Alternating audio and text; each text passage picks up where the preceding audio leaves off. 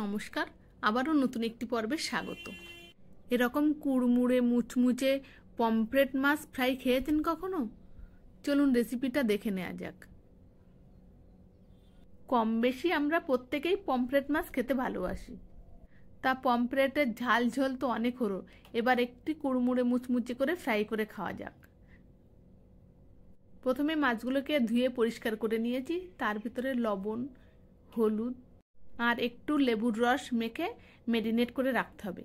আপনাদের হাতে যত সময় থাকবে তত বেশি সময় রাখবেন, ফ্রিজে রেখে দেবেন, কোনো অসুবিধা নেই।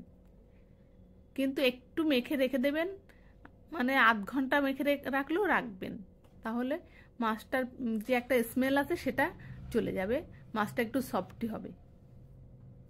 এবার আমি এখানে একটা মশলার পেস্ট বানিয়ে নেব। আদা রসুনের পেস্ট, লবণ, জিরের গুঁড়ো, লঙ্কার গুঁড়ো, তন্দুরি মশলা, চিকেন তন্দুরি মশলা যেটা, সেটা আমি 1 চামচ দিয়েছি।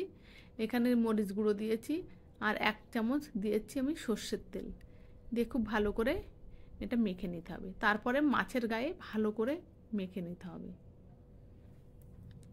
এই মশলাটা মেখে রেখে দেওয়ার কোনো দরকার নেই, এটা সঙ্গে সঙ্গে করে নেবেন, কিন্তু মাছটা আগে মেরিনেট করে রেখে দেবেন।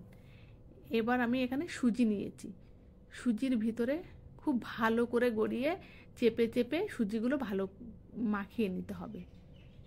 দেখুন কত সুন্দর মাখানো হয়ে গেছে। এবার একটু এটাকে ডিপ ফ্রাই করে নিতে হবে মাছটাকে।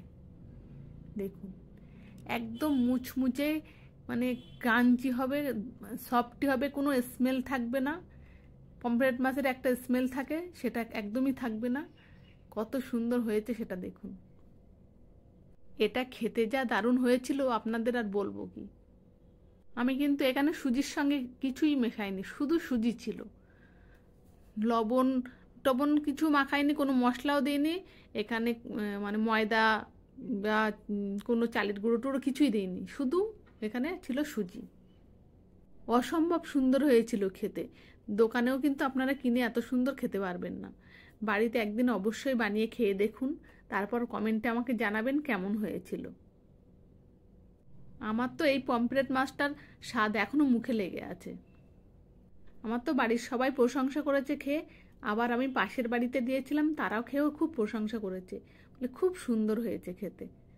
অবশ্যই কিন্তু একদিন বাড়িতে বানিয়ে খেয়ে দেখবেন, এটা আমার মানে অনুরোধ রইল। আর কেউ যদি বাড়িতে না বানান তাহলে আমার বাড়িতে চলে আসবেন, আমি এটা বানিয়ে খাওয়াবো, কথা দিলাম। এক কথায় অসাধারণ হয়েছিল।